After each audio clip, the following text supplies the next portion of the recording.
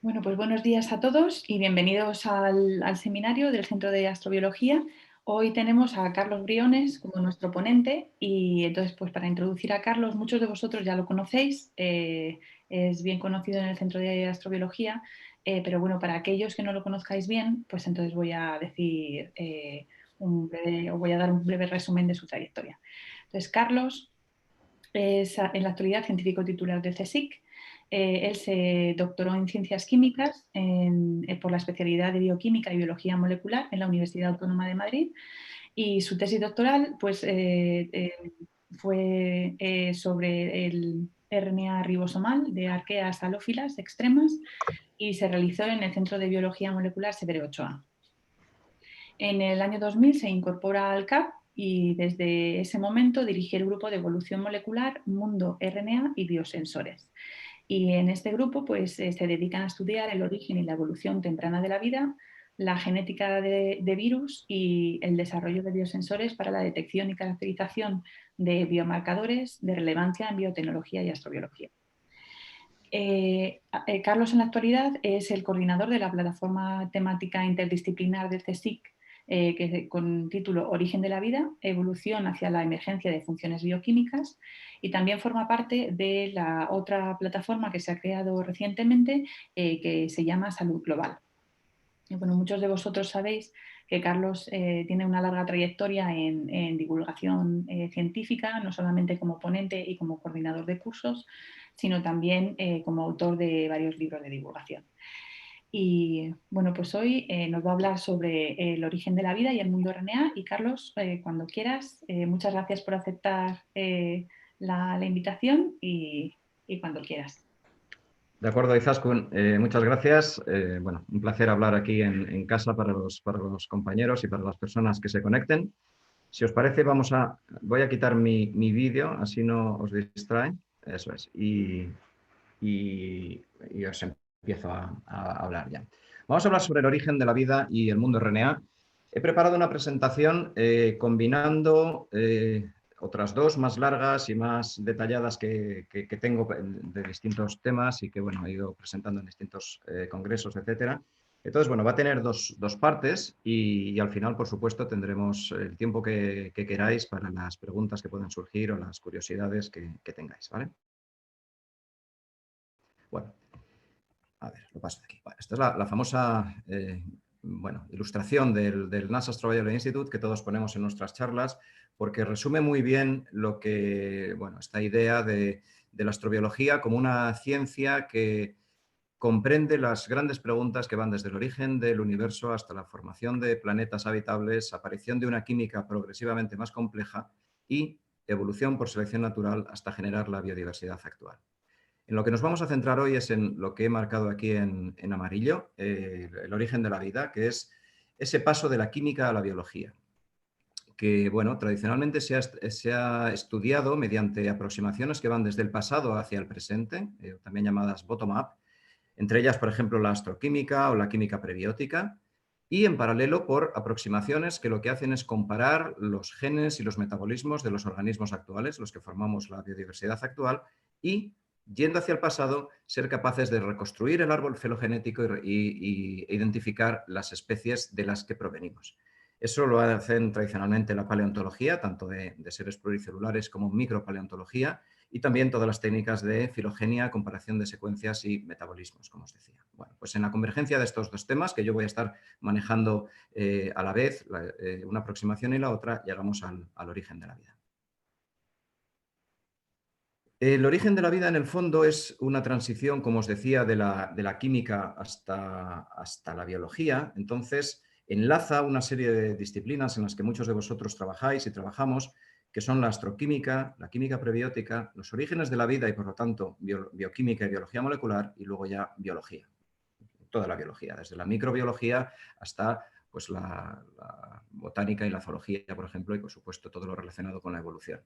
En esta transición desde las moléculas más sencillas hasta sistemas progresivamente más complejos, que es de lo que vamos a estar hablando en esta charla, pues aparece un momento en el cual las moléculas que se originan ya están formadas por los seres vivos, por las entidades de las que vamos a hablar, y son, por lo tanto, biomarcadores. Este es un tema, como sabéis, fundamental en astrobiología, polémico recientemente por el descubrimiento o no descubrimiento, depende, de fosfano en la atmósfera de Venus.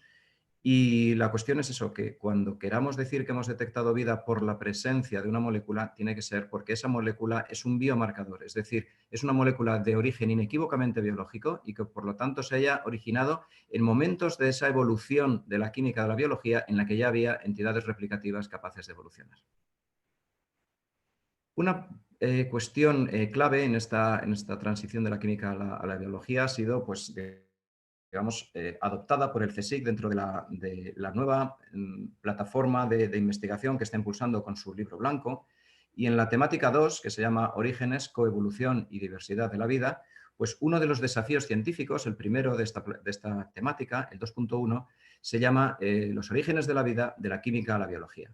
Bueno, esto lo hemos coordinado desde el Centro de Astrobiología, este desafío, lo que ha sido un reto y mucho trabajo. Os agradezco a todas las personas que habéis participado y estáis aquí listadas en la parte derecha, a Izaskun, por supuesto, y a los miembros del CAB, que os reconocéis ahí, que habéis formado parte, me habéis mandado textos y hemos estado interaccionando durante los últimos meses.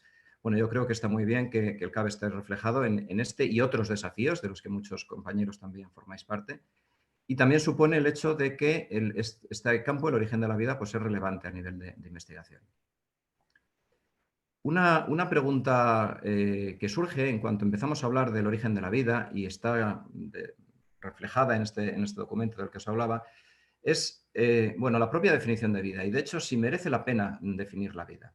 Ha habido intentos de definir la vida pues desde Aristóteles, que tiene ya sus primeras definiciones, y lógicamente todos los filósofos desde el Renacimiento y luego los distintos campos de la ciencia. Aquí os pongo tres que me gustan de los últimos años y, como sabéis, la del medio, que fue acuñada por Jerry Joyce en el 94 y adoptada por el Instituto de Astrobiología de la NASA, nos gusta mucho en el campo de origen de la vida porque es muy sencillita, muy sintética, dice lo fundamental de los seres vivos, como ahora veremos, y además no tiene ningún tipo de molécula, digamos, citada dentro de la propia definición. Es decir, sería posible encontrar una vida como un sistema químico autorreplicativo capaz de evolucionar, digamos, por selección natural, es decir, de hacer evolución darwiniana, con moléculas como las que tenemos en la Tierra o con otras moléculas que podamos detectar en el cosmos. Y eso es interesante. Nuestros colegas españoles, Kepa Ruiz Mirazo, Juli Peretó y Álvaro Moreno, tienen una definición parecida. Los seres vivos son sistemas autónomos con capacidades evolutivas abiertas. Si os dais cuenta, en las definiciones modernas hay una referencia constante a la evolución. Ya Dobzhansky decía en el 73 que nada tiene sentido en biología excepto a la luz de la evolución. Hasta el punto que podemos decir que hemos encontrado vida en un lugar cuando encontremos evolución, y cuando haya evolución en un lugar es porque son seres vivos los que lo están llevando a cabo. Este es un tema controvertido, de hecho en astrobiología, luego si queréis lo podemos hablar en las preguntas, porque ha habido investigadores que han dicho, caramba, si vamos por ejemplo a Marte y queremos definir si hemos encontrado o no vida porque esas entidades son capaces de evolucionar, ¿cuánto tiempo tendríamos que estar esperando, ¿no?, para ver si evolucionan? Pero bueno, al menos para la vida en la Tierra, la evolución es una característica fundamental, de hecho indistinguible de la propia vida. Cuando vamos viendo qué características tiene la vida y qué le diferencian de los seres inanimados, porque eso va a ser importante en esta transición de química a biología que vamos a plantear, lo primero es que los seres vivos tenemos una maquinaria metabólica que nos sirve para tomar materia y energía del entorno y para modificar esa materia y formar compuestos que nos son útiles a nosotros dentro del sistema. Hay un compartimento que nos define, que nos separa del entorno, pero de forma semipermeable para que podamos intercambiar materia y energía.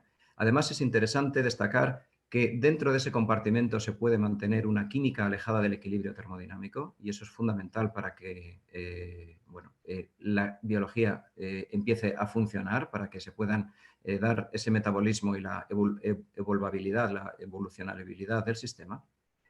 Y la tercera característica, como bien sabéis, es que es necesario tener una molécula genética y mecanismos de copia de esa molécula para poder transmitir esa información a la progenie. Por lo tanto, como veis, estas tres características proporcionan a los seres vivos algo que es fundamental: la autonomía, la individualidad y la historia. Esto es característico de la vida, y los seres inanimados pueden tener alguna de estas tres características, pero no las tres a la vez. Entonces, teniendo en cuenta que la vida es una combinación de estas tres características, ha habido muchos trabajos durante los últimos 70 años, vamos a decir, de investigadores que han ido viendo cómo se pudo haber formado la maquinaria metabólica o el compartimento o los mecanismos genéticos. La investigación sobre origen de la vida parte en realidad de la obra de Darwin. Darwin ya tanto al final de su gran libro El origen de las especies como en la correspondencia que mantenía con sus colegas, ya planteó las bases de esas dos aproximaciones, la top-down y la bottom-up de la que hablábamos. Es muy interesante que ya Darwin las supo intuir, pero no fue mucho más allá porque el propio Darwin decía que la ciencia de la época no le permitía investigar sobre el origen de la vida. Los primeros modelos específicamente dedicados al origen de la vida son, como sabéis, los construidos por Oparin y por Haldane en las décadas de los 20 y los 30 del siglo pasado. Y 30 años más tarde se dan los primeros experimentos, el famoso experimento de Miller, que inaugura la disciplina que hoy conocemos o desde entonces conocemos como química prebiótica, en el que fue capaz de sintetizar aminoácidos y otros componentes sin más que mezclar los gases que entonces se pensaba que formaban la atmósfera primitiva de la Tierra y someterlos a descargas eléctricas. Y también nuestro compatriota Joan Oró, que en disolución, a diferencia del experimento de Miller, en disolución, mezclando moléculas de ácido cianhídrico, que son fundamentales para la química prebiótica y de las que nuestra compañera Marta Ruiz Bermejo ya nos ha hablado en varias ocasiones, pues el ácido cianhídrico era capaz de formar adenina, que es una de las moléculas o componentes clave de los ácidos nucleicos. Por lo tanto, estos son los orígenes sobre la investigación en química prebiótica y muchos investigadores a lo largo de todos estos años han ido pues poniendo piezas en este puzzle del origen de la vida, centrándose en cada uno de esos tres grandes componentes de los seres vivos. La química prebiótica es cada vez más compleja, está más interrelacionada. Conocemos muchas reacciones que son capaces de contribuir a la química de ácidos nucleicos, a la de lípidos y a la de las bases nitrogenadas.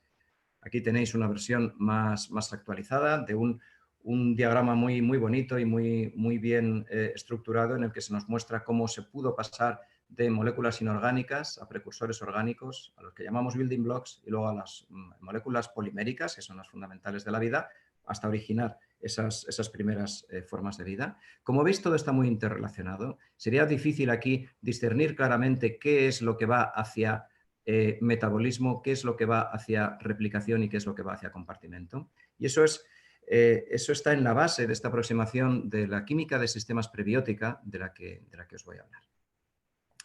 En cuanto a la maquinaria metabólica, pongo simplemente el ejemplo de una de las rutas metabólicas que más se ha estudiado en el ámbito del origen de la vida.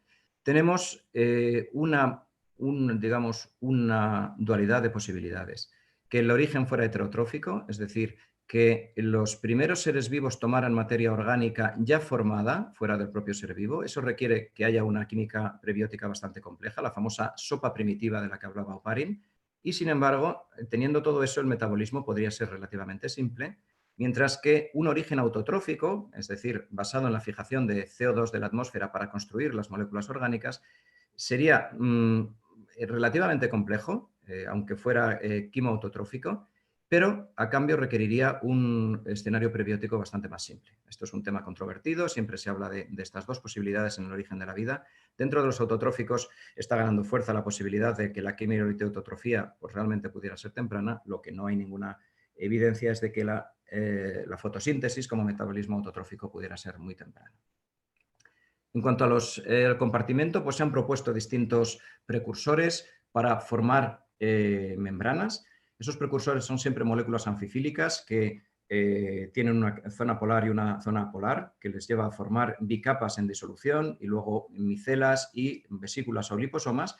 Pueden ser moléculas sencillas como las que se muestran ahí, ácidos o alcoholes grasos, alquilfosfatos, etcétera, o quizá fosfolípidos. Eso es un tema de investigación interesante que está abierto. Y luego se ha estudiado muy bien la dinámica de esos sistemas basados en membranas.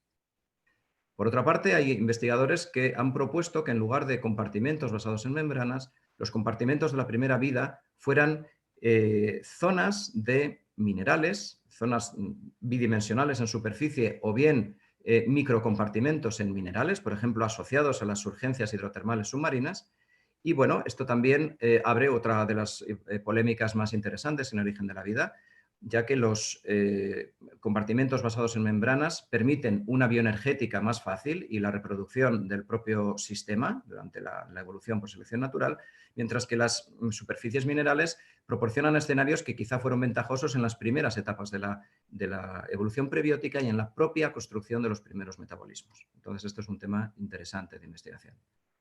En cuanto al tercer subsistema de la vida, la genética y los sistemas de replicación, pues a eso voy a dedicar la segunda parte de la charla. Aquí os pongo simplemente una diapositiva para que veáis cómo en la actualidad se piensa que debido a las características que tiene el RNA, que le permite tanto como genotipo, es decir, tener el mensaje genético, como fenotipo, es decir, realizar funciones bioquímicas, pues pudo existir un mundo RNA, quizá, en esa etapa, entre la química prebiótica y las primeras células, la que llamamos LUCA, que estaría en la base del árbol de la vida, pues quizá ahí, como veremos en la segunda parte de la charla, el RNA lo hacía todo. Luego, si pasamos a un sistema de RNA-proteínas y DNA-RNA-proteínas finalmente, que es en el que se basa la vida actual.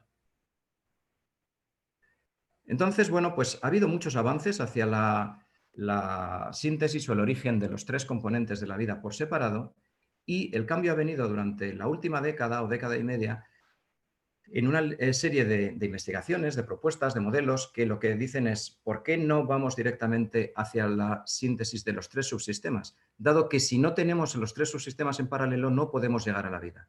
Por lo tanto, intentemos al menos plantear modelos o mecanismos por los cuales se pudieran ir construyendo simultáneamente los componentes de los tres subsistemas de la vida. Eso ha traído a la biología la perspectiva systems, la perspectiva de sistemas. La ha traído, perdón, quiero decir, a la química. En la biología ya se conocía, ya se utilizaba desde hace 30 años la revolución de las ómicas, como sabéis, la genómica, la metabolómica, la transcriptómica, bueno, todas las ómicas han servido para, bueno, mezclar experimentos cuantitativos y análisis de datos asociados a la capacidad de poder evaluar mucha información en paralelo. Data mining ha sido fundamental en todo esto. Entonces, bueno, pues se ha visto que de esta forma, combinando mucha información sobre los sistemas vivos, se puede adquirir mucho más conocimiento sobre el propio origen y evolución de los mismos. Pues más recientemente, aunque inspirado en ideas seminales que ya Tibor Ganti había planteado en los años 70 y Gunther von Kidrowski en los 80, se acuñó esta idea de la systems chemistry. Una aproximación basada en los sistemas complejos que lo que dicen es que las características químicas de un sistema tan complejo como es la vida no se pueden explicar por un componente por separado y que surgen, como todo en sistemas complejos, de las interacciones entre las moléculas. Entonces, esto requiere estudiar ciclos de reacción diversos y dinámicos, en los cuales es fundamental las dinámicas autocatalíticas, y utilizar o plantear el uso de mezclas prebióticas bastante complejas para que realmente puedan originar ese sistema ternario, que es lo que va a originar al final la vida. Entonces, bueno, ese planteamiento requiere unos niveles previos de complejidad más grandes que los que se utilizaban típicamente en química prebiótica o en bioquímica, que somos muy partidarios porque es más fácil experimentalmente de trabajar con pocas moléculas en nuestros laboratorios. Y además requieren irnos familiarizando, ir trabajando en algo que una línea de investigadores ya lleva haciendo varias décadas, que es las catálisis heterogéneas basadas en sistemas que contienen, por ejemplo, metales, minerales, moléculas orgánicas distintas de las que luego se van a producir y interfaces de distinto tipo, como veremos. Aquí en el centro, por ejemplo, parte del trabajo que hace Eva y su grupo pues tiene que ver con esa capacidad de las superficies, como sabéis, para catalizar, en su caso, pues reacciones entre aminoácidos. Entonces, bueno, pues todo este tipo de reacciones, esta transición hacia la complejidad es lo que está detrás de la química de sistemas prebiótica. Esto va a ofrecer pues, estrategias sintéticas más robustas que las utilizadas hasta ese momento. Y además es interesante que de esta forma se evitan esas polémicas que han sido en ocasiones muy, muy, muy duras en los congresos de origen de la vida, entre los partidarios de que lo primero fue la replicación y los que decían que lo primero fue el metabolismo. Entonces, bueno, son dos aproximaciones que se tienen que combinar porque si no hay replicación y metabolismo simultáneamente o casi simultáneamente, no se puede llegar a la vida. Y eso es algo que estamos ya asumiendo en los últimos tiempos, pero que, como os digo, ha sido el objeto de mucha polémica durante los últimos años.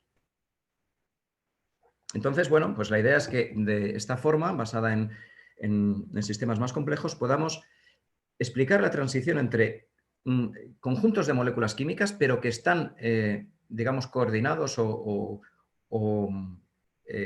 dirigidos termodinámicamente a sistemas en los que ya el control es cinético y espacial, que son al final los seres vivos. Hemos de pasar del control termodinámico al control cinético, si no, no hay vida. Eso, por ejemplo, también lo están planteando el grupo de Morán y otros muchos en los últimos años. Y aquí veis esta figura que es muy, muy sugerente, ¿no?, del último artículo que han publicado en Chemical Reviews, en el que, bueno, pues vemos cómo están claramente interaccionando entre sí las vías bioquímicas que nos van a formar al final proteínas, moléculas genéticas o compartimentos. Si bueno, nos fijamos en una perspectiva temporal, podemos imaginarnos una Tierra formada hace 4,5 miles de millones de años. Hace unos 4.000 más o menos ya teníamos una Tierra suficientemente tranquila y con presencia de agua líquida, como sabéis, en las que se pudo empezar a desarrollar una química prebiótica progresivamente más compleja. Y hace unos quizá 3.700 millones de años ya teníamos a Luca, el ancestro común de toda la biodiversidad actual. En algún momento intermedio se formaron estos sistemas ternarios compartimento, metabolismo, genética, de los que hablábamos, y por tanto la vida. La cuestión es, ¿pudo ser una transición suave de la evolución química hacia la evolución biológica o fue más bien un proceso de 0 y 1? Pura química que da lugar a biología de una forma más o menos marcada en el momento que ya se nos juntan los tres subsistemas que dan lugar a la vida. Pues bueno, esto es un tema de mucho debate también en la actualidad. Si vamos con un poquito más de detalle, aquí os lo he puesto en blanco, vamos, en español porque está tomado de un libro. Si os dais cuenta, para rellenar ese gap que hay entre la química prebiótica y Luca, pues se han tenido que dar esas fases, química prebiótica, mundo pre-RNA, mundo RNA, del que hablaremos, y mundo DNA. Os pongo aquí a la izquierda una serie de arbolitos pequeños que indican que el origen de la vida no tuvo por qué ser único en nuestro planeta. Sabéis que nuestro planeta tenía, como tiene ahora también, muchos microambientes o macroambientes muy distintos, con distintas condiciones físico-químicas, y en algunos de ellos se pudieron ir haciendo intentos de una química cada vez más compleja en su camino hacia la vida, pero que no llegaron a ser suficientemente robustos como para trascender y como para originar una línea evolutivamente seleccionable. Lo que sí que sabemos es que al menos una, la que llegó a Luca, era suficientemente robusta y generó toda la biodiversidad. En este panorama, ¿cuándo surgen los virus? Que es un tema del que se está hablando mucho últimamente y que, como sabéis, nos interesa mucho tanto al grupo de Esther Lázaro como a mí mismo en el centro. Pues pensamos que los virus que tienen genoma de RNA surgieron cuando habían aparecido o cuando estaban apareciendo las primeras protocélulas con RNA, veremos algún dibujo sobre ellas, como una estrategia de intercambio de información genética entre las células. Los virus roban información genética de unas células y en su salto hacia el ambiente y luego infección de otras células pueden hacer lo que llamamos transferencia génica horizontal de genes. Pues los primeros con genoma de RNA que lo hacían habrían surgido probablemente en esta época y desde entonces no han dejado de surgir, como sabéis, y ahora tenemos un ejemplo de un virus circulante que es fruto de una zoonosis del salto de otro mamífero al hospedador humano. Pues eso lleva pasando desde el origen de la vida. Y una vez que teníamos ya sistemas basados en DNA, probablemente es cuando empezaron los virus DNA también como un mecanismo de intercambio de esos fragmentos genéticos que en ese caso eran ya de DNA. Y desde entonces la evolución de la vida está condicionada, está afectada para bien y para mal por la presencia de virus. Además, no tenemos que olvidar que estos gráficos que hacemos así muy sencillos del origen de la vida, con esta transición aparentemente muy lineal que nos lleva a Luca y luego a la separación de las ramas, en realidad se parecen más a esto que veis aquí, a un arbusto evolutivo más que a un árbol evolutivo, con mucha transferencia horizontal de genes entre ramas, entre linajes, y muchas de ellas, como digo, mediadas precisamente por los virus. Entonces, en ese camino para integrar genoma, metabolismo y compartimento, se han hecho experimentos que permiten juntarlos de 2 en 2 y están empezando a diseñarse algunos que permiten juntarlos de 3 en 3 para formar los sistemas ternarios. Claro, en realidad cuando trabajamos en el laboratorio, por ejemplo en nuestro grupo, trabajamos en mundo ARN y en cosas las que vais a ver en la segunda parte de la charla, pues podemos incluso pensar que alguna molécula de ARN pudiera adquirir la capacidad de autorreplicarse. Pero eso querría decir que se ha sintetizado en este laboratorio o donde fuera vida. Pues no, en realidad ahí lo que tenemos es un genoma. Estamos trabajando con un tubo de ensayo en el que tenemos moléculas, en este caso de ARN, pero pueden ser de ADN, cadena sencilla, por ejemplo. Pero con nuestra pipeta de biólogos moleculares le estamos proporcionando el metabolismo y el propio tubo, en este caso, constituye el compartimento. Es decir, los experimentos típicos de biología molecular se han basado en uno de los 3 subsistemas y hay que ir más allá para intentar integrar los 3 de una forma que acabe produciendo seres vivos. Para ir hacia el acoplamiento de los 3 subsistemas, pues tenemos que ser capaces de imaginar procedimientos para que un sistema de membrana acabe encapsulando a un polímero informativo que sea capaz de autorreplicarse porque tiene la complejidad metabólica necesaria para que eso ocurra. Claro, esto aproxima el campo del origen de la vida a otro campo de investigación y muy interesante, que es el que se llama vida sintética. Es decir, vamos a poner una serie de componentes tomados de la naturaleza que nos vayan a permitir generar sistemas autorreplicativos con capacidad de evolucionar. Si os dais cuenta, esto es experimentalmente muy difícil, como podéis imaginar, mucho más complejo que los experimentos típicos de bioquímica y biología molecular, y además, hasta ahora, todo eso se ha basado en componentes tomados, como digo, de la naturaleza, es decir, vamos a intentar generar vida, pero sabiendo a dónde ha llegado ya la vida. Entonces, eso quizá sea interesante como una aproximación de química sintética, de biología sintética, perdón, pero no tanto para el origen de la vida, porque ya estamos haciendo trampa, digamos, en el sentido de utilizar, por ejemplo, extractos de E. coli, que son bueno, el fruto de la evolución, ¿de acuerdo? Pero bueno, se está trabajando en ello y sobre todo es interesante ver los esfuerzos que se hacen para que haya acoplamiento entre los 3 sistemas, porque si no, como digo, pues no tendremos seres vivos. Una aproximación inicial desde la química prebiótica a esta complejidad que tienen los sistemas vivos es la que se está llevando a cabo desde hace ya bastantes años en el grupo de John Sutherland en Inglaterra. Y este es un artículo de Nature Chemistry que fue muy famoso y muy comentado, en el que a partir, no voy a entrar en detalles, pero a partir de estos precursores muy sencillitos, pues son capaces en distintos experimentos, con distintas condiciones experimentales, es decir, esto no es un single pot experiment, que decíamos en Origen de la Vida, pero sí que mediante estas rutas son capaces de formar los precursores de fosfolípidos, de nucleótidos y de aminoácidos, es decir, de esos 3 componentes hacia los cuales estamos intentando avanzar.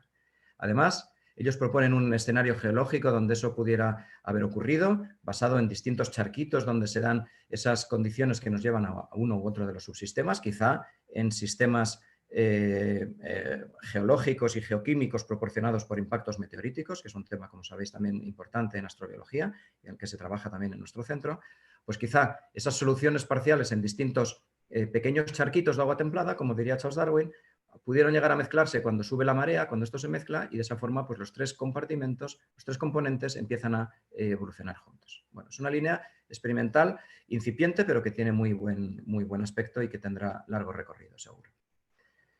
Lo que desde un punto de vista teórico tendríamos que ser capaces es de utilizar, como decía, no componentes basados en la biología que ya existe, sino biomonómeros que sean plausibles en condiciones de química prebiótica, que utilicen químicas de self-assembly y mecanismos autocatalíticos y que permitan estar dentro del sistema en condiciones alejadas del equilibrio. Como veis aquí en este esquema, lo que planteamos es que precursores de la maquinaria genética fueran interiorizados dentro de la célula, que luego se interiorizaran precursores de la maquinaria enzimática y empiezan a colaborar entre sí, hasta llegar a un momento en el que las moléculas genéticas son capaces de autorreplicarse gracias a la actuación de una molécula energética, que hoy en día diríamos que es el ATP o el GTP, pero inicialmente podía haber sido el pirofosfato inorgánico, por ejemplo, y las maquinarias metabólicas progresivamente más complejas aprenderían de alguna forma a tomar un precursor, convertirlo en un precursor de membrana e insertarlo en la membrana del compartimento.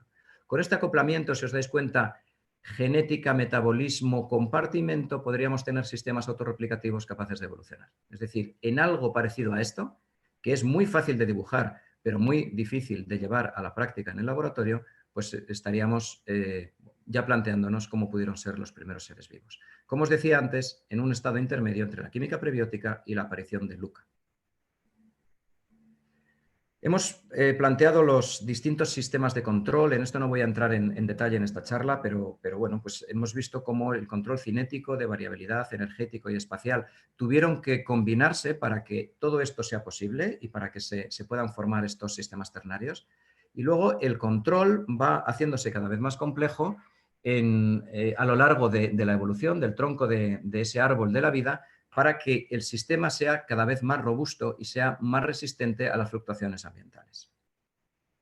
Eso en nuestro planeta se consiguió con las moléculas y agregados que veis en la parte de arriba, puestas en azul, pero en general lo que tuvo que ocurrir, pensamos, en la Tierra y en cualquier otro lugar donde haya surgido la vida, y por eso la importancia de todo esto en astrobiología, es que se tuvieron que ir generando una serie de procesos progresivamente más complejos, como veis en la parte de abajo, que no necesariamente tienen que depender de la química, en concreto de la bioquímica escogida en nuestro planeta, basada, como sabéis, en ácidos nucleicos y en proteínas. Quizá en otros lugares estos mismos procesos pudieron realizarse y esos mismos mecanismos de control fortalecerse utilizando otras bioquímicas. Y eso es un tema interesantísimo en astrobiología.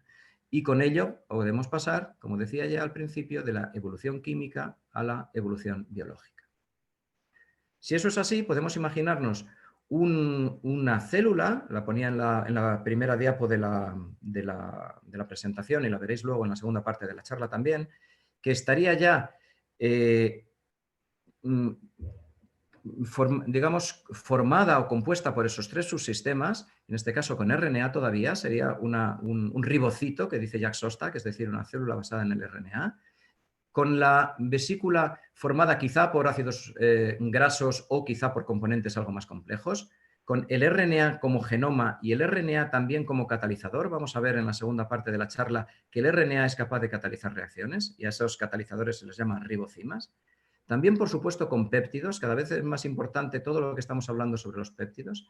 Péptidos que podrían haberse originado abióticamente, por ejemplo, por interacción de los aminoácidos con superficies. Y recientemente ha salido un artículo muy interesante de cómo una cisteína es capaz de catalizar la ligación de péptidos en un escenario prebiótico. Pues esos péptidos podrían estar colaborando con el RNA. Podríamos tener moléculas de bajo peso molecular, catalizadores inorgánicos, y de esta forma podríamos garantizarnos los 4 sistemas de control de los que os hablaba: espacial, energético, cinético y de variabilidad. Bueno, esto es un tema muy interesante que refleje bien qué es lo que estaba pasando en esas fases tempranísimas de la vida. Claro, como dice muy bien John Sutherland, todos estos experimentos, los que hacen ellos, los que hacemos nosotros, los que hacen muchos investigadores en los laboratorios y que se plantean en distintos modelos, están todavía lejos de LUCA. Claro, LUCA estaría aquí. Un nivel de complejidad y de capacidad evolutiva como la de LUCA no la tienen estos sistemas, que sí que están ya integrando replicación, compartimento y metabolismo, pero que les falta mucho recorrido. Precisamente eso es lo que pretendemos, ¿no? De hecho, si esto es así, podemos plantear un escenario en el que en la química prebiótica estarían interaccionando entre sí distintas moléculas, monómeros, polímeros, cada vez más complejos, pero todavía, como os decía, sometidos a control termodinámico. Empezarían a emerger esas capacidades de control, esas restricciones que deben tener los sistemas para ser seleccionables de alguna forma por la propia química y por el propio entorno en el que se estuvieran desarrollando. Esos sistemas de control serían cada vez más intensos, más también exigentes con lo que es capaz de ser mantenido a lo largo del tiempo, hasta llegar a formarse sistemas que ya integraran compartimento, metabolismo y replicación. Y esto es fundamental porque a partir de ahí aparecen las capacidades evolutivas. Y eso daría lugar a muchas ramas muertas. Si os dais cuenta en este dibujo que hice para este artículo, hay muchas ramas evolutivas muertas, pero podemos llegar a ir pasando los distintos bottlenecks y llegar, en este caso, a un LUCA que nos genera bacterias y arqueas inicialmente y por fusión de ellas las eucariotas más adelante. A lo largo de esta transición de la química a la biología iría aumentando la evolución, la robustez del sistema, y eso ha llevado a que a partir de aquí la vida sea, pues por lo que hasta ahora sabemos, indestructible en nuestro planeta. Por el camino se quedaron esos árboles muertos que veíamos en el otro gráfico de sistemas, quizá con un cierto grado de complejidad química o de capacidades evolutivas químicas, pero que no pasaron todos los bottlenecks y que no fueron suficientemente robustos. A partir de ahí, pues tendríamos la llegada a LUCA, y una vez que llegamos a LUCA, la diversificación de toda la vida que ha sido capaz, como muy bien sabéis y como se investiga por distintos grupos de este centro, a conquistar tanto ambientes que consideramos, entre comillas, normales, como los que consideramos, entre comillas, extremos para la biología de nuestro planeta y quizá para otras biologías. Bueno, pues hasta aquí la primera parte, ¿no? Un recorrido más o menos rápido, luego podemos centrarnos o hacer preguntas en el tema que más os apetezca. Y ahora voy a pasar a hablaros de uno de estos temas que he sacado por el camino, ¿verdad? El mundo RNA, como uno de los modelos que ahora ya vemos dentro de esta perspectiva de química de sistemas prebiótica, pero como uno de los modelos que más se ha estudiado para intentar explicar fases claves de la transición entre la química y la biología. Primero os recuerdo que en los seres vivos actuales, de hecho, en todos los que están funcionando en este planeta desde LUCA, la información genética está en el DNA, se transcribe a RNA y se traduce a proteínas. Ese es el flujo de información genética. Y en algunos virus existen capacidades catalíticas para replicar el propio RNA y en otros para retrotranscribir el RNA a DNA. ¿De acuerdo? Entonces, esto sería el flujo de información genética en la biosfera. ¿Qué diferencia el DNA respecto del RNA? Esto todos los bioquímicos y biólogos del centro lo sabéis, pero para los que vengáis de otros campos os pongo simplemente este recordatorio. Como sabéis, el DNA es una doble hélice, está formada por nucleótidos, cada nucleótido tiene una base, en este caso una desoxirribosa, grupo fosfato, y una base nitrogenada, que puede ser citosina, guanina, adenina o timina, y la forma más estable del DNA es esta doble hélice con las nucleobases interaccionando entre sí por puentes de hidrógeno. El RNA, por el contrario, tiene en lugar de desoxirribosa una ribosa, y esto le da unos cambios estructurales importantísimos para la molécula, y además de las 4 bases nitrogenadas tiene uracilo en lugar de timina. La presencia de este OH aquí y la capacidad del uracilo para formar puentes de hidrógeno tanto con la G como con la A hace que la estructura más estable del RNA sea la banda sencilla, a diferencia de la banda doble del DNA. En ambos casos, sin embargo, las bases nitrogenadas tienen muchos lugares dadores y aceptores de puentes de hidrógeno, y por lo tanto, incluso en el RNA, aunque sea, digamos, una banda sencilla, lo que van a hacer las bases nitrogenadas es buscar complementarios para hacer plegamientos sobre sí mismos y construir zonas de interacciones secundarias. Entonces, el RNA tiene una secuencia que se va a plegar en una estructura secundaria en la que, como veis, por complementariedad de bases estamos formando zonas de doble hélice, y va a mantener zonas de cadena simple o de hairpins o multi-branched loops, como veis aquí, que son especialmente interactivos para unirse a otros RNAs u otras proteínas. Así es como solemos representar los RNAs en el plano, en 2 dimensiones, y vais a ver en la segunda... en las siguientes diapositivas de esta segunda parte unas cuantas representaciones de RNAs así, pero habéis visto que todas las moléculas en disolución lógicamente establecen interacciones entre distintos lugares, por lo tanto tenéis que imaginaros un RNA en disolución como una estructura plegada en el espacio más parecida a la idea que tenemos de las proteínas. Entonces, si os dais cuenta, en el RNA tenemos características que lo hacen parecido al DNA actual, es decir, un archivo de información genética, y características que lo hacen parecido a las proteínas, es decir, una estructura terciaria capaz de realizar funciones bioquímicas. Además, un tema interesante que hemos investigado bastante es que distintas secuencias de RNA se pueden plegar en la misma estructura secundaria, y esto hace que el espacio de secuencias esté, decimos, degenerado con respecto al espacio de estructuras, y esto ha podido ser, no voy a entrar en detalles, pero muy importante en la evolución de las primeras moléculas con información genética.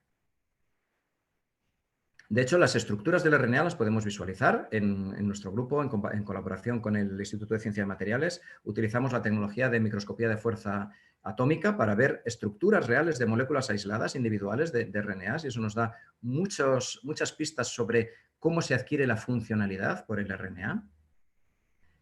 Sabemos también que el RNA es una molécula genética entre los virus. Esta es la famosa clasificación de Baltimore, que a los biólogos les resultará muy familiar, de las distintas familias de virus. Estos son solo los que infectan a vertebrados. Hay muchísimos más virus, como os podéis imaginar. Cientos de miles o cientos de millones de especies de virus, seguro. Pues bueno, todos estos, de este subgrupo concreto de los que infectan a vertebrados, pues estos grupos tienen genoma de RNA. Es decir, los virus pueden utilizar DNA como material genético o RNA como material genético. Las células solo DNA como material genético. De hecho, de estas familias que infectan a los vertebrados, que os las pongo ahí, las principales familias de virus, como veis, tienen un genoma tan variado como que pueda ser de DNA y RNA e incluso de cadena doble o cadena sencilla y con distintas polaridades, es decir, distintos detalles genéticos. No voy a entrar en más información en esta charla, pero bueno, es muy interesante y conocemos muchas familias, conocemos, como sabéis, muchos virus que se comportan de forma muy distinta en función de cómo sea el material genético que los forma. No os he puesto un coronavirus, que estaría aquí, single-stranded RNA de polaridad positiva, porque ya estáis muy aburridos de ver coronavirus a vuestro alrededor. Pero bueno, hay muchísimos virus, entidades replicativas, que están basadas en RNA. Los viroides son más sencillos que los virus. Si los virus podemos, si queréis, retrocedo un poquitín para un tema, no voy a entrar mucho en esta charla sobre ello, pero los virus podemos preguntarnos si son seres vivos o no, y teniendo en cuenta lo que veíamos en las primeras diapos de que los sistemas autorreplicativos para considerarse seres vivos han de tener metabolismo, compartimento y replicación, pues en el caso de los virus tienen compartimento y replicación, pero no metabolismo propio, se lo toman prestado o robado a las células a las que parasitan. Entonces, bajo ese criterio, los virus no son seres vivos, les falta el metabolismo. De hecho, la mayor parte de los investigadores consideramos que no deben considerarse como seres vivos como tal. Lo que pasa es que tampoco es una polémica tan fructífera estar hablando de si son o no son seres vivos, que eso da mucho juego en congresos de origen de la vida y de virología, sino que más importante que lo que son es lo que hacen. Y lo que hacen los virus, como habéis visto, es ser mediadores fundamentales de información genética a lo largo del árbol de la vida, ¿verdad? Esas transferencias génicas horizontales y otros mecanismos. Pues si no tenemos claro, y pensamos que no, pero es un tema sujeto a debate, de si los seres vivos contienen a los virus, más difícil todavía es imaginar que contienen los viroides. Los viroides son entidades replicativas todavía más sencillas que los virus. Son solo moléculas de RNA plegadas, y aquí veis la estructura secundaria de un viroide. Hasta ahora solo se conocen viroides que infecten a plantas. Son moléculas de RNA muy sencillas, pequeñitas, de entre 200 y 400 más o menos nucleótidos, que se pliegan en estructuras secundarias muy estables y que subvierten toda la maquinaria replicativa de la planta para que se ponga a producir viroides. No lleva, como veis, el viroide ninguna proteína. Esa secuencia del viroide tampoco codifica proteínas, pero ha sido tan hábil como para hacer que la DNA polimerasa de la planta se ponga a hacer copias del viroide. Y eso a lo largo de la evolución ha sido muy exitoso en distintas familias de viroides. Las estructuras de los viroides, por lo tanto, son fundamentales para la función, y eso nos da muchas pistas de cómo las estructuras de los primeros RNAs pudieron ser también importantes para las primeras funciones de los RNAs. En el laboratorio también hemos investigado las estructuras de viroides utilizando microscopía de fuerza atómica, y se pueden sacar conclusiones muy interesantes sobre estas pequeñas moléculas de RNA que tienen ya funcionalidades bioquímicas muy claras y que interaccionan muy claramente con DNAs polimerasas. Bueno, hemos visto que el RNA, os estoy haciendo un recorrido por las características del RNA, ¿no? Habéis visto que es una molécula central en el flujo de información genética, habéis visto que cataliza que tiene una estructura determinada y que constituye el genoma de distintas entidades replicativas como virus y viroides, y ahora vamos a dar unas pinceladas de algo que es fundamental también. El RNA puede catalizar procesos bioquímicos. La inmensa mayoría de los catalizadores que existen en la naturaleza son proteínas, como sabéis, son las enzimas, ¿verdad?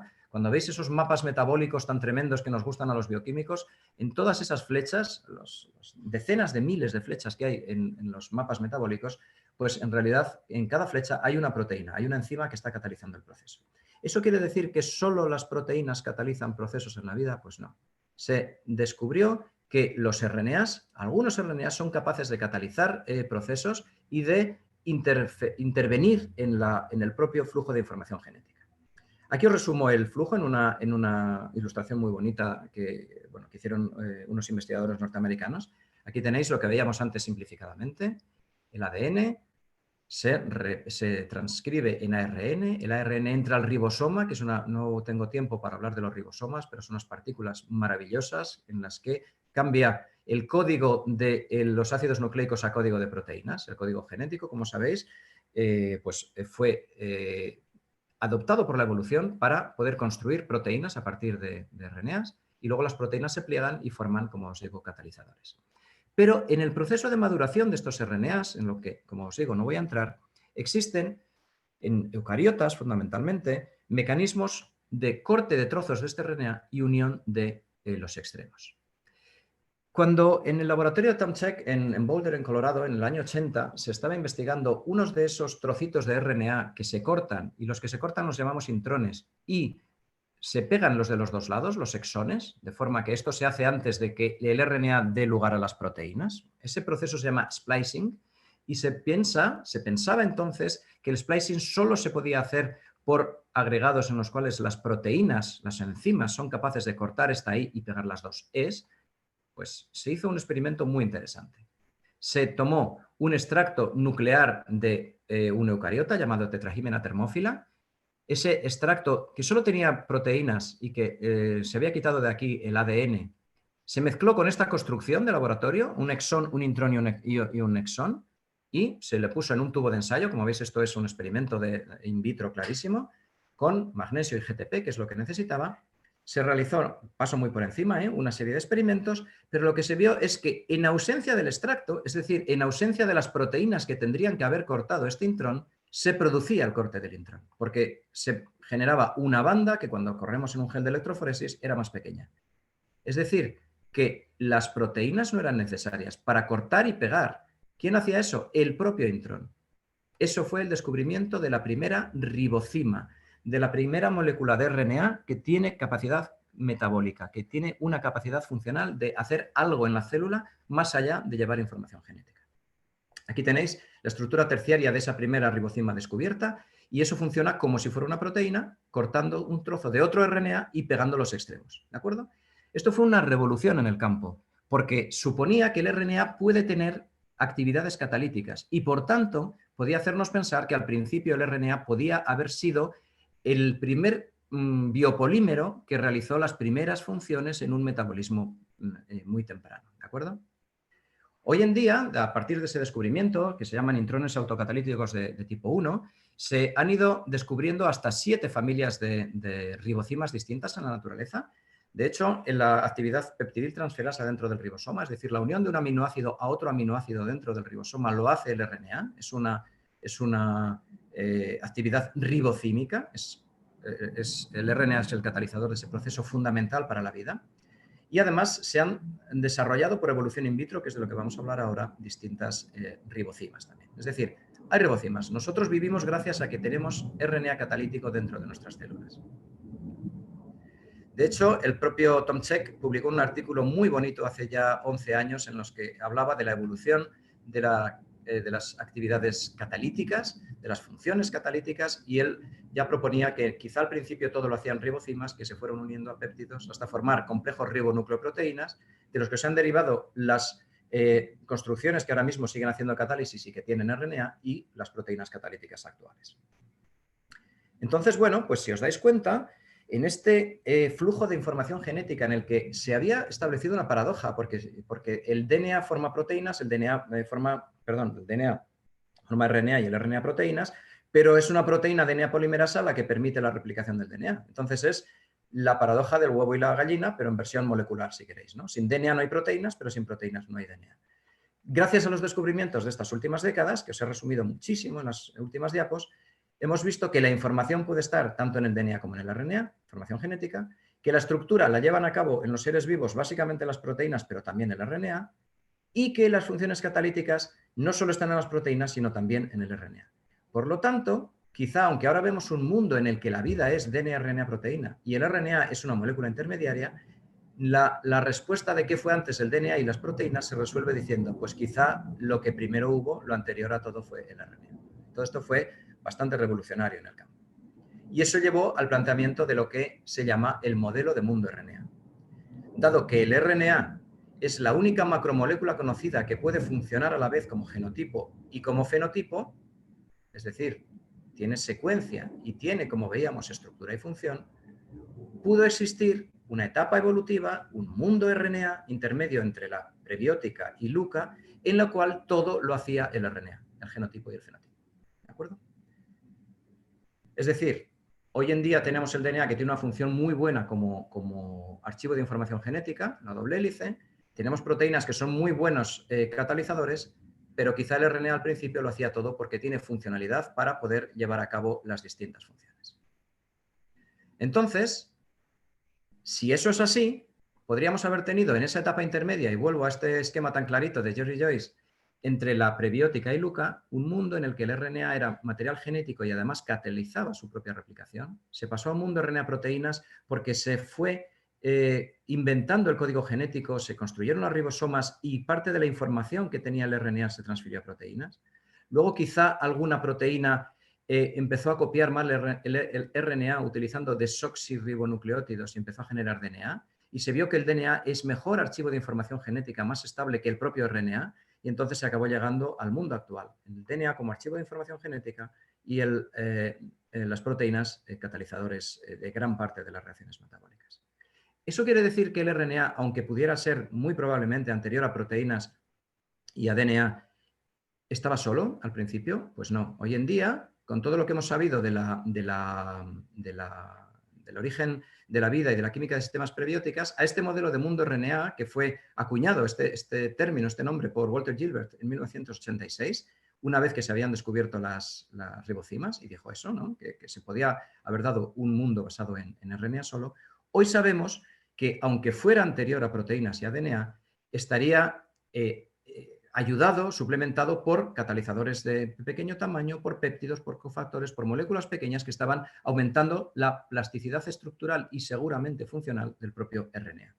Y eso nos lleva a este dibujito que os había puesto en la primera parte de la charla. Aquí nos podemos imaginar un ribocito, que es, digamos, el protagonista del mundo RNA, en el que, como veis, el RNA es el genoma, pero además los RNA están haciendo otras cosas ayudados por péptidos, por catalizadores inorgánicos y por moléculas de bajo peso molecular. Esto es la, digamos, versión actualizada de lo que pensamos que pudo ser el mundo RNA.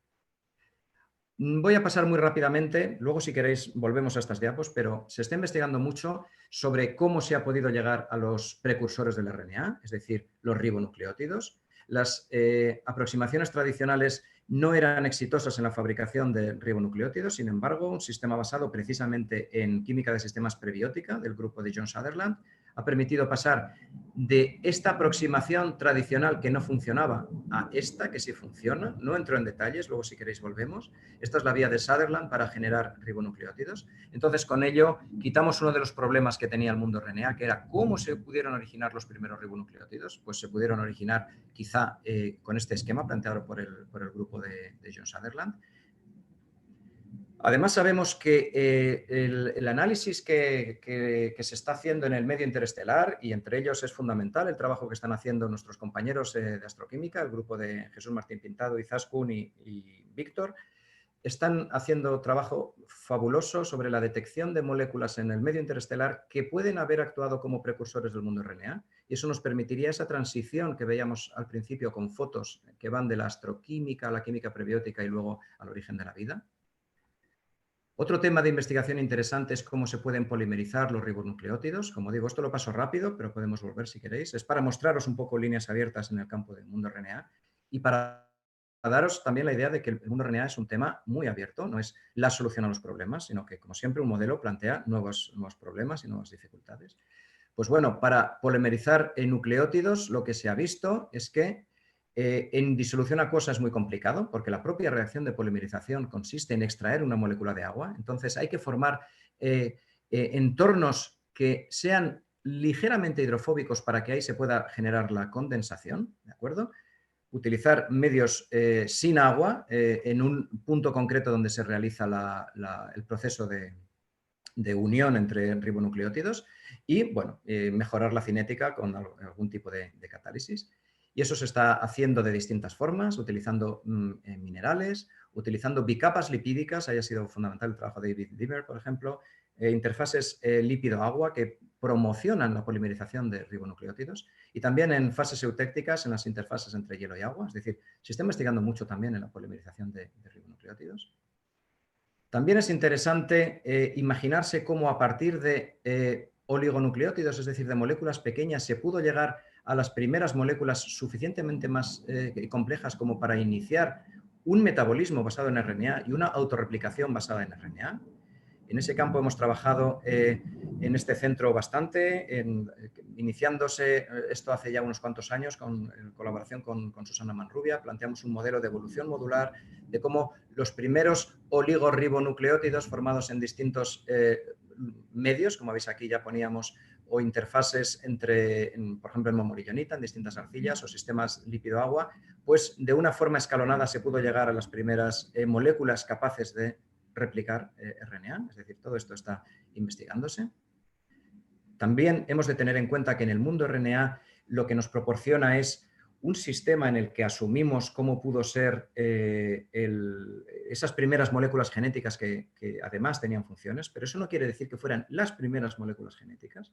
Y en distintos laboratorios se está trabajando sobre análogos de ácidos nucleicos, tipo GNA, pRNA o TNA, como los que veis ahí, que son estructuras que falta saber si eran prebióticamente plausibles, pero son estructuras que hoy en día vemos en los laboratorios que funcionan muy bien. Nosotros hemos trabajado, por ejemplo, con TNA y con PNA en el laboratorio y funcionan muy bien, forman bases estables, apareamientos estables a través de las bases con los ácidos nucleicos. Es otro tema de investigación interesante. Y el último tema, que es fundamental en este campo, es la evolución in vitro de ácidos nucleicos. A esto le voy a dedicar 5 minutos y así habré terminado en la hora establecida. La evolución experimental de ácidos nucleicos comenzó en el año 67, cuando Sol Spiegelman se planteó si las propias colecciones de moléculas en ausencia de virus y de células serían capaces de evolucionar en el tubo de ensayo.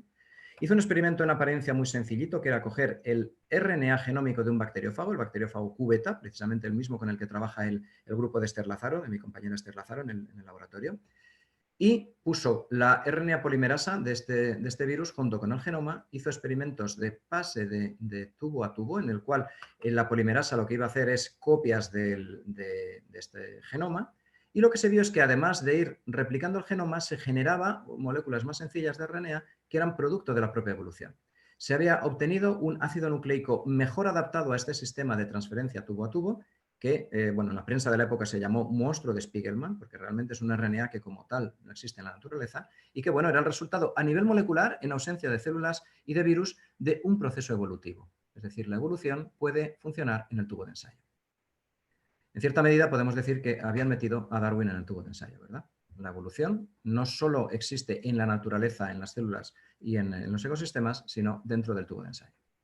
Bueno, unos años más tarde, los grupos de Larry Gold y de Jack Szostak pusieron a punto un sistema de selección in vitro de ácidos nucleicos, que es el que estamos utilizando en mi grupo y en otros muchos grupos, que sirve para simplemente, y sin entrar en muchos detalles, hacer evolucionar una población de ácidos nucleicos para que se una, por ejemplo, a una molécula diana y, por medio de ciclos de amplificación-selección, vayamos haciéndolo evolucionar hacia el mejor ácido nucleico posible. ¿Vale? No voy a entrar en detalles. Si queréis más detalles, en las preguntas. Entonces, de esa forma se han obtenido aptámeros, que son estas moléculas de ácido nucleico que no existen en la naturaleza, pero que podemos generar en los tubos de ensayo, con capacidad de unirse a distintas moléculas. Por lo tanto, como veis, tenemos ribocimas, que son catalizadores de RNA, y tenemos aptámeros que en cierta medida, y con muchas comillas, serían como anticuerpos basados en RNA o en DNA de cadena sencilla. ¿De acuerdo? Bueno, este es el tipo de experimentos que hacemos en el laboratorio. Estos ciclos de amplificación-selección, como os digo, si queréis luego hablamos en detalles, que se pueden aplicar sobre RNA y sobre DNA y que nos llevan a generar poblaciones de ácidos nucleicos evolucionadas para pegarse muy bien a la molécula que queramos. ¿Qué moléculas utilizamos en estos experimentos de evolución in vitro que, insisto, se basan en la plasticidad funcional que tienen los ácidos nucleicos? Pues moléculas de bajo peso molecular, RNAs estructurados como diana del propio proceso de selección, antibióticos, por ejemplo, péptidos, proteínas, todo eso lo utilizamos en el laboratorio como ligandos para estos procesos. Y aquí os pongo, por ejemplo, pues unos aptámeros que obtuvimos que son específicos para unirse al RNA genómico estructurado de HIV, en colaboración con el laboratorio del profesor Alfredo Berzal en el Instituto López Neira de Granada. O este bonito trabajo de Miguel Moreno en el laboratorio, que concluyó el año pasado con una publicación muy citada ya, que ha servido para generar aptámeros que son capaces de unirse a una proteína que se llama PCBP2. Además, estos aptámeros se pueden utilizar para hacer biosensores. Estas bonitas figuras las ha hecho Beatriz Torres de mi grupo, luego lo veréis, muchos conocéis a Bea y luego la veréis. Pues aquí veis de una forma muy bien expresada gráficamente cómo lo que se llama ELISA en las técnicas basadas en anticuerpos, que sonarán a todos los bioquímicos, se puede hacer igualmente con aptámeros, que son estas moleculitas pegadas, porque como se pegan muy bien a la proteína o al ligando que queramos, luego lo podemos amplificar la señal colorimétricamente o por medio de PCR cuantitativa. Y eso nos permite caracterizar para cada aptámero su capacidad de unión máxima, su constante de disociación, es decir, su afinidad. Es decir, estamos haciendo herramientas tecnológicas basadas en un proceso evolutivo, inspirado en el origen de la vida. ¿De acuerdo?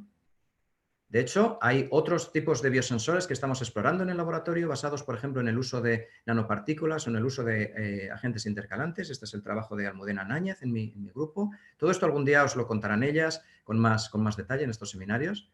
Y también hace poco hemos empezado una línea que está siendo muy sugerente, muy prometedora de construcción de aptabiosensores, es decir, biosensores basados en aptámeros, aprovechando las capacidades del grafeno como un extraordinario conductor, como sabéis, y con unas características electroquímicas y electrónicas básicas. Entonces podemos trabajar con aptámeros y ya tenemos las primeras publicaciones y estamos trabajando en biosensores basados en aptámeros sobre una superficie de grafeno modificado químicamente para que se nos pegue en nuestro aptámero.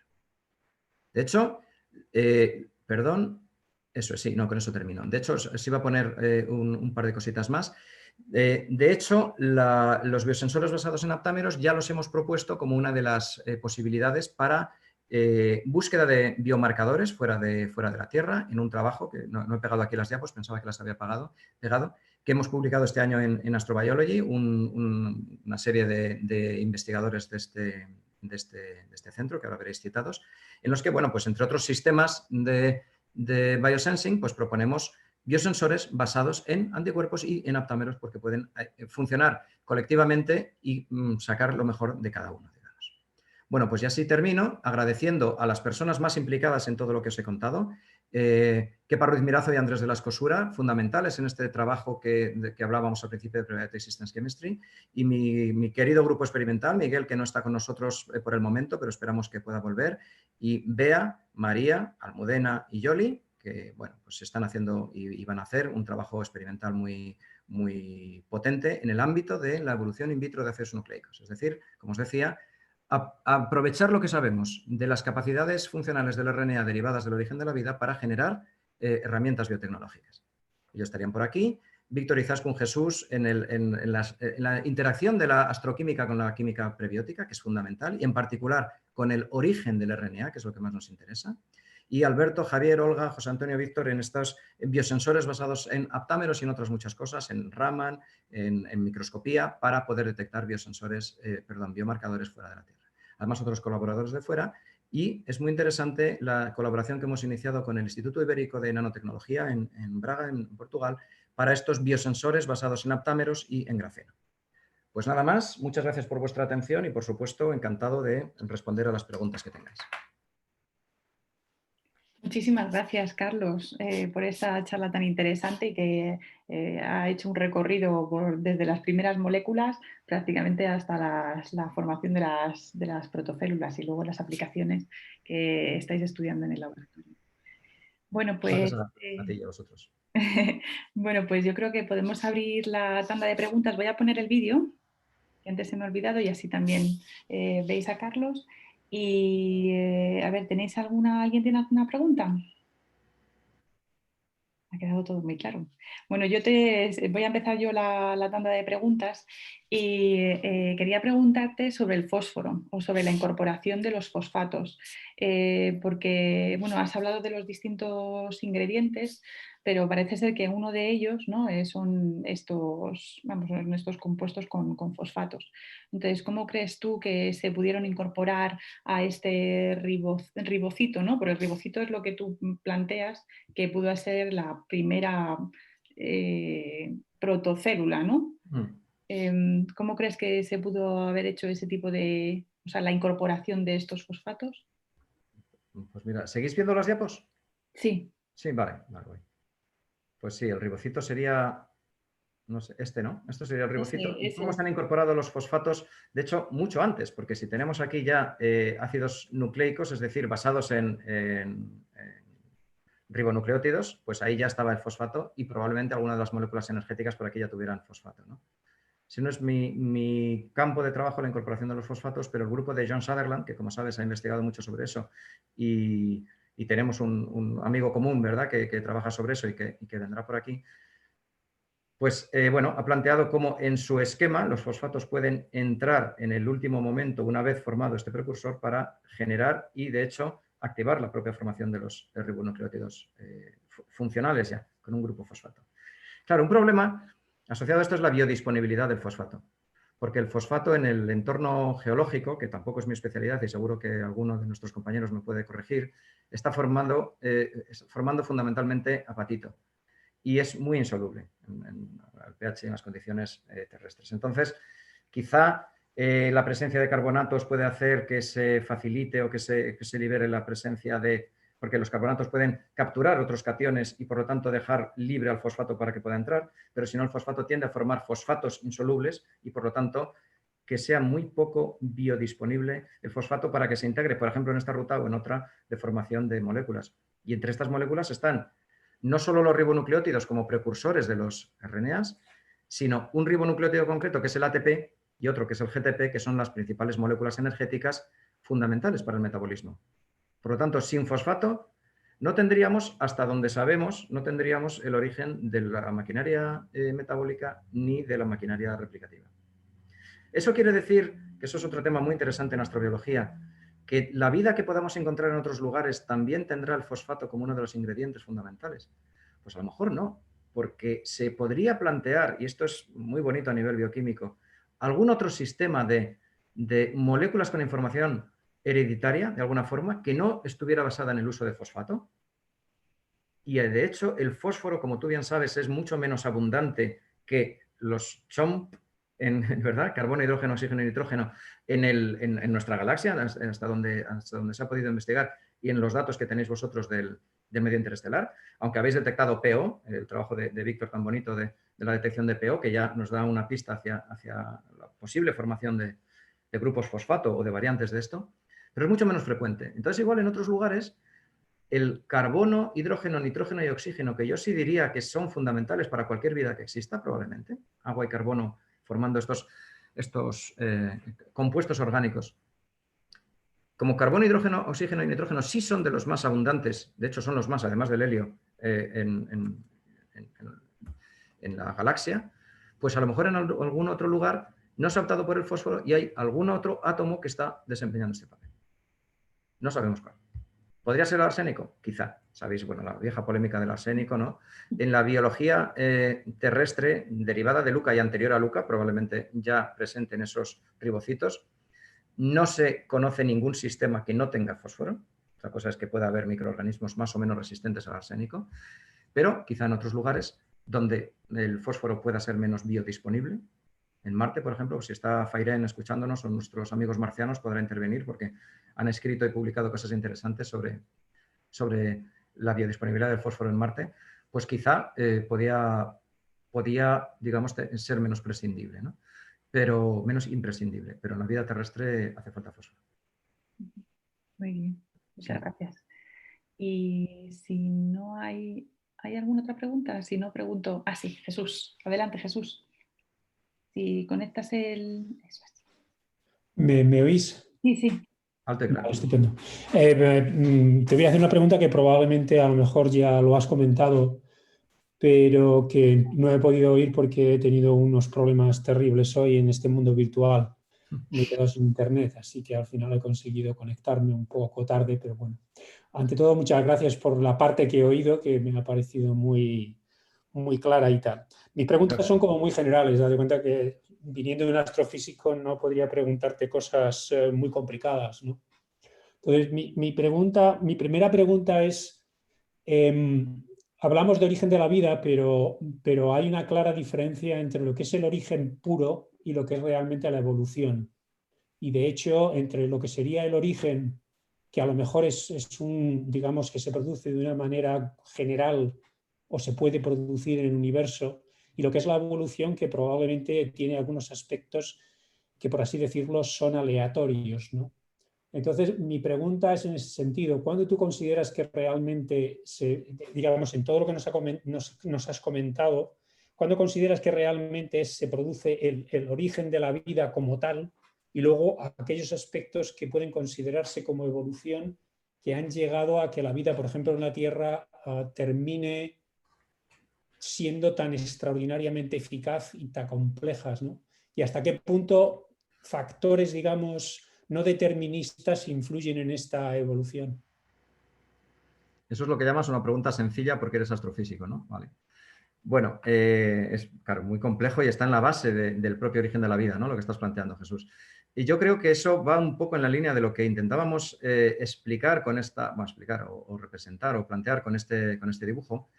Quizá el propio origen de la vida para mí yo lo plantearía por aquí, con sistemas, por lo que he estado hablando en la primera parte, que quizá no has podido seguir por ese problema, pero yo los plantearía como sistemas con compartimento, metabolismo y replicación, en los que ya están integrados, que ya han superado esos mecanismos de control de los que os hablaba, que probablemente están basados en RNA, como os decía en la segunda parte de la charla. RNA ayudado por moléculas pequeñas y por péptidos, pero todavía sin DNA y sin RNA. Aquí, para mí, estaría probablemente el origen de la vida. La transición, si os dais cuenta además, no sé si lo veis bien, cuando puse aquí la flecha, la transición de colores del rojo, que para mí era la química, al verde, que era la biología, está justo el cambio ese, no, más o menos aquí. A partir de aquí, esto puede comportarse como un sistema autorreplicativo con evolución darwiniana. Entonces, a partir de ahí ya serían ajustes finos, que es mucho decir, pero ajustes finos, porque una vez formado esto ya es suficientemente robusto, tiene un grado de robustez que le hace perdurar, porque es muy potente la evolución por selección natural, te da una herramienta muy poderosa para interaccionar con el medio, generar diversidad y poder adaptarte. Pues a partir de ahí irían apareciendo sistemas en los que aparecieron, como decía en otra de las diapos, ribosomas y por lo tanto las primeras proteínas codificadas por el RNA, DNA, habría algunas vías muertas evolutivas y con probablemente este último bottleneck se pasó ya en un mundo DNA, RNA, proteínas, súper robusto y muy bien separado genotipo de fenotipo, y se llegó a Luca. Y a partir de Luca, por lo que sabemos, reconstruyendo la evolución desde ahora hacia el pasado, sabemos que Luca fue el ancestro común de bacterias, eucariotas y arqueas. Entonces, la robustez aquí ya es tremenda, gigantesca. Como sabéis, ha habido muchos eventos de pérdida de diversidad, extinciones masivas, de las cuales se conocen 5 que han afectado a los organismos macro, ¿no? A animales, plantas y hongos, porque han dejado discontinuidades en los fósiles, pero no tenemos ni idea cuántas extinciones tiene que haber habido de microorganismos. Muchísimas, miles seguro, eventos de extinción. Pero la vida nunca ha desaparecido. O sea, pensamos que probablemente es tan robusto ya tener esto y más todavía la combinación de funciones que teníamos en Luca, que aunque te cargues una parte de los seres vivos en un evento, por ejemplo, por la caída de un meteorito, otros se adaptan y continúan. O sea, esa es la robustez necesaria, pensamos muchos, para que la química dé lugar ya a algo evolutivo y mantenido en el tiempo. Y esto, a lo mejor, cuando ya nos ponemos a pensar en astrobiología, quiere decir que quizá en los lugares donde se haya llegado a formar esto, imaginemos Marte o Europa o Encélado o algún planeta extrasolar, si se ha formado esto y se ha llegado a una diversidad, vamos a llamarla biológica, la que sea, a lo mejor eso ya es tan robusto y está funcionando la selección natural que no desaparece. Entonces, quizá en los lugares donde se ha originado la vida hay vida. Y eso sería muy interesante, porque eso diría que si, por ejemplo, Marte, sus compañeros que trabajan en Marte saben que hace 3.800 millones de años era prácticamente igual a la Tierra, con un gran océano en el hemisferio norte, etcétera. Si ahí se formó la vida, quizá, y si la vida bioquímicamente era parecida a la nuestra, o al menos las grandes funcionalidades las hacían, aunque sean otras moléculas, pero de forma parecida, pues quizás sigue habiendo vida en Marte. Sí se formó. O sea, que una vez formada la vida no se puede extinguir por completo en un lugar. Y eso yo creo que da esperanzas para poder detectar vida en otros lugares. Quizás está muy difícil, está muy escondida, hay que ir mucho al subsuelo, lo que sea, pero a lo mejor si hubo vida, hay vida. Muy bien, muchas gracias. Y tenemos una última pregunta. Adelante.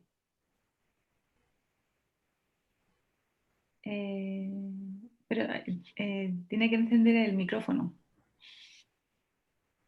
¿Quién es? ¿Soy yo? Ah, sí, Paco. Vale. No sabía si... ¿no? Es que como has dicho el nombre. Carlos, me ha parecido muy interesante toda la historia esta del fósforo y el arsénico. El problema es que si el fósforo es escaso en el sistema solar, Claro. el arsénico es todavía 100 veces más escaso Claro. que el fósforo. Sí, sí. Con lo cual, ¿cómo se congenia eso? No, lo he puesto como un ejemplo químico, digamos, por similitud en la tabla periódica, ¿no? Como cuando se compara el Sí. carbono con el silicio, que luego surgen muchos problemas, ¿no? Sí, pero bueno, puedes pensar en elementos que son relativamente mucho menos ¿cómo se dice?, abundantes que el carbono o el oxígeno, ¿no?, que tienen como el fósforo, que es como unas 1000 veces menos, pero si ya te vas, o el cloro sería algo parecido, pero si te vas al arsénico es que ya te vas otros 2 órdenes de magnitud por abajo, ¿verdad? En el diagrama con lo cual sería muy, muy complicado. O sea, si encima tienes también una molécula que tampoco es muy viable, pues sería complicado también. Sí, lo que me pasa preguntaba por qué surgía lo del arsénico. No, bueno, es un típico ejemplo que se suele poner en este tipo de discusión, como también se habla de compuestos basados en nitrógeno que fueran moléculas energéticas. Bueno, que ahí tenemos el nitrógeno más frecuente, ¿no? Pero el nitrógeno puede ser secuestrado para hacer otro tipo de biomoléculas. Y claro, cuando se habla de la biodisponibilidad del fósforo, pues suele surgir como opción, lo que pasa que poco soportada en cuanto a la abundancia, como bien dices, el arsénico, ¿no?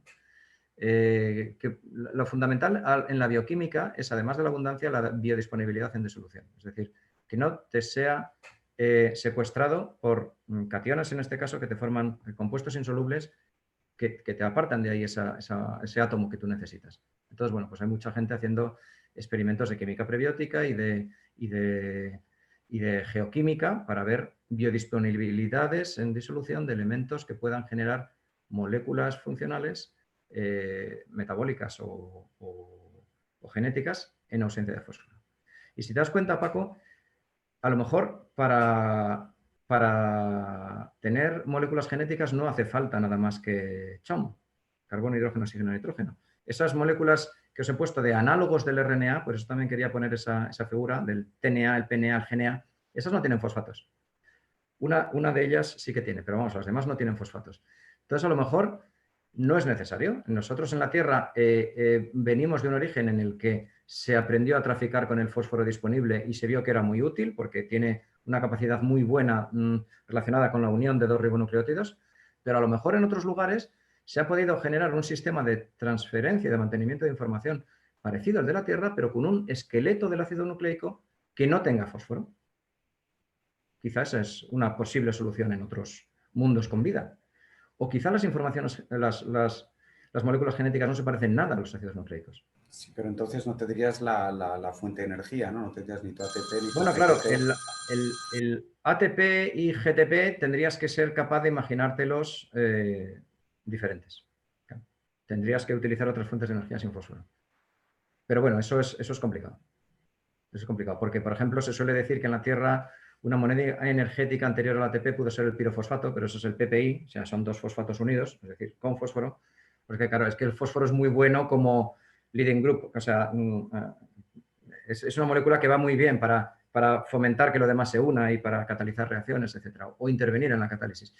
Pero claro, si no hubiera fósforo en otro lugar y hay seres vivos, imaginad, eso sería chulísimo. Irse a un entorno, a un planeta, a un satélite, hacer un análisis químico en profundidad y ver que no hay fósforo disponible, pero sí que hay sistemas autorreplicativos, ¿no? Entonces, bueno, pues habría que analizar cómo lo hacen.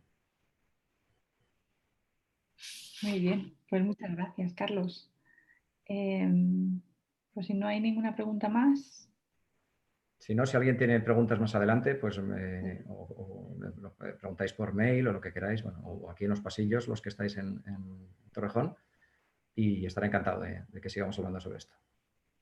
Muy bien, pues muchísimas gracias, Carlos. Y muchas gracias a todos por uniros hoy. La próxima semana no tenemos seminario, así que ya resumiremos pues, en 15 días. Así que muchas Muy bien. gracias a todos y Gracias a todos. cuidaros. Hasta Chao. luego.